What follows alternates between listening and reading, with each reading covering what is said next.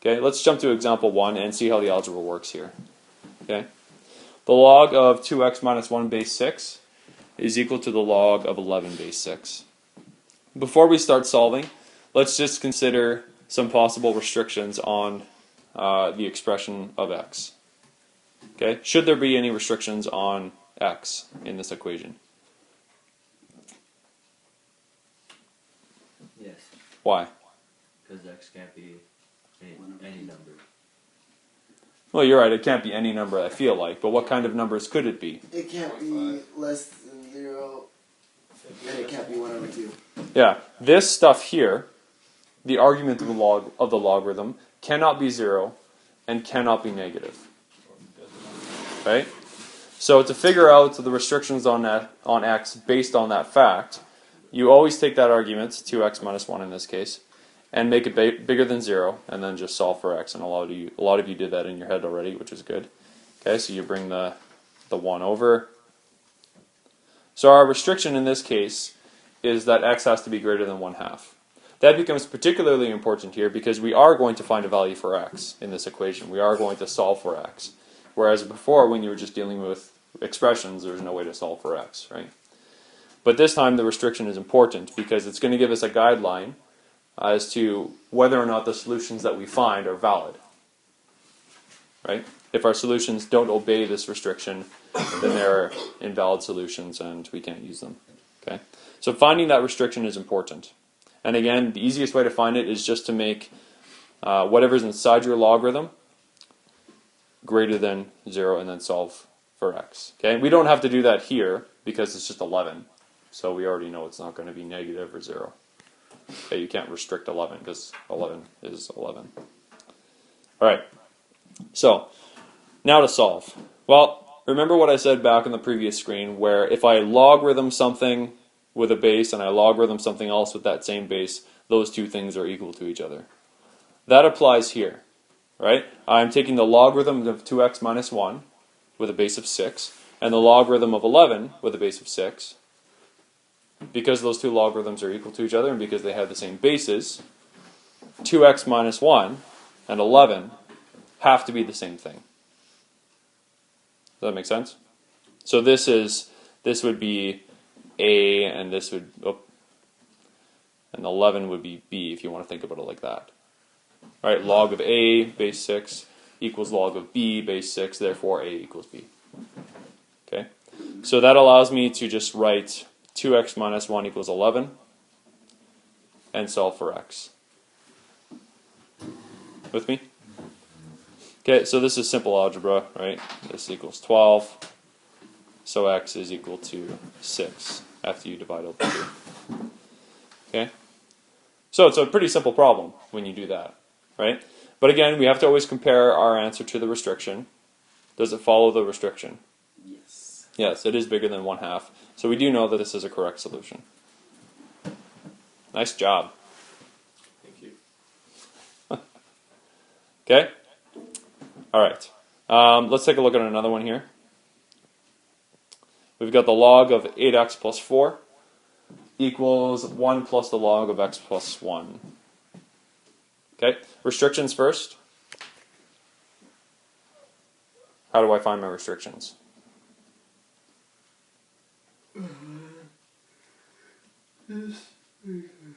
take the things in the brackets, negative 1/2, make it greater than 0. Good, I take the things in the brackets, make them bigger than 0, or say they have to be bigger than 0, and then solve for x. So this would be 8x is greater than negative 4. So x has to be greater than negative 1/2.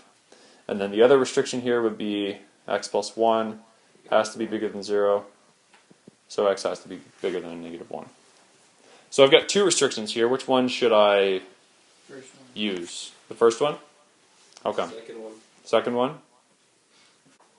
Let's do number line. Good questions. I like that. Can we go back to A for a quick second? You're done with the I'll just do the number line here.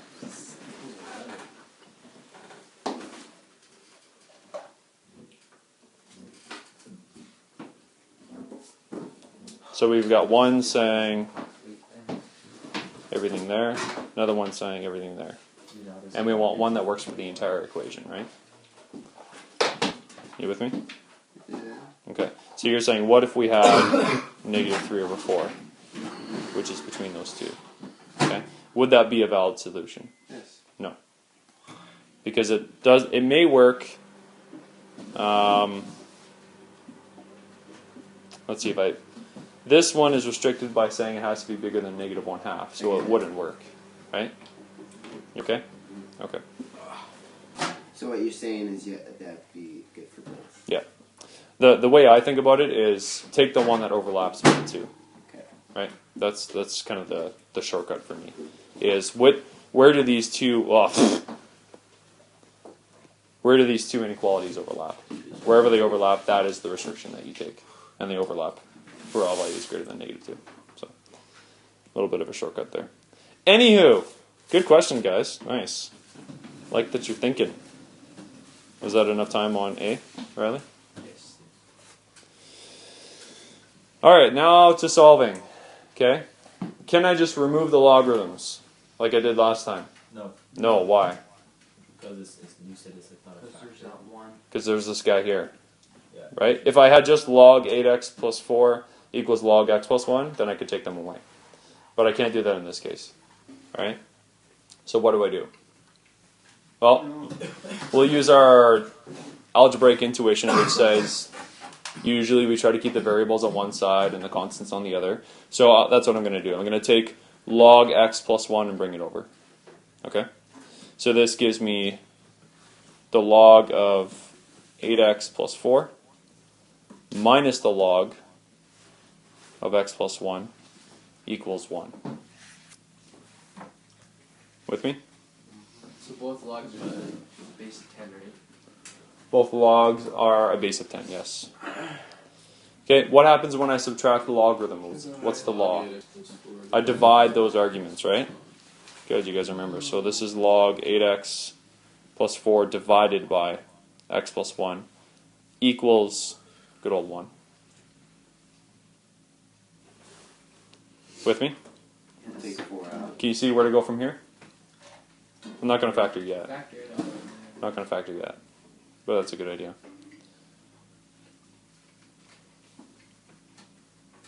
I'm going to rewrite this in exponential form. Power of 1. Right? Rewrite it in exponential form. What is this in exponential form? 10 to the power of 1. Yeah, this is 10 to the power of 1 equals this stuff. Right? So 10 to the power of 1 equals 8x plus 4 over x plus 1. Good. Just want to note here, we're allowed to divide by x plus 1 because before we restricted x to being greater than negative 1/2, which is greater than negative 1. So that denominator is not going to equal 0. Okay, now I'm going to follow your advice here and factor that top. So a factor out of 4, giving me, what? 2x plus 1?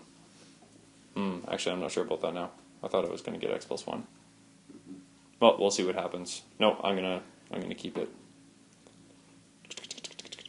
I'm going to do something else instead. I'm going to cross multiply. Okay, so put this over 1 and cross multiply. Alright, it's pretty simple algebra once you get rid of the logarithms. Equals 8x plus 4 times 1. And then multiplying that 10. And then it should be pretty obvious from here, right? I'm going to bring over the 8 over there, bring the 10 over there. That gives me 2x, which is 10x minus 8x. And then 4 minus 10 is negative 6. Divide both by 2. X is negative 3. And it's extraneous. And it is extraneous. Why? Because it doesn't fit with the restriction. Yeah, my restriction was said that everything here has to be bigger than negative 1/2. All solutions have to be bigger than negative 1/2. That didn't happen here. So, no solution. No solution. No solution. So the problem didn't work. Okay? So how do you know not to factor from the top step there? You could, but you would just end up multiplying again when you get to here, right? So maybe a strategy to point out here would be, if you can, bring everything into one logarithm and then convert it to exponential form. It's a possible strategy for solving. Okay, that's kind of what we did here. We brought everything to one side, converted it to a single logarithm, then converted that into exponential form and then solved.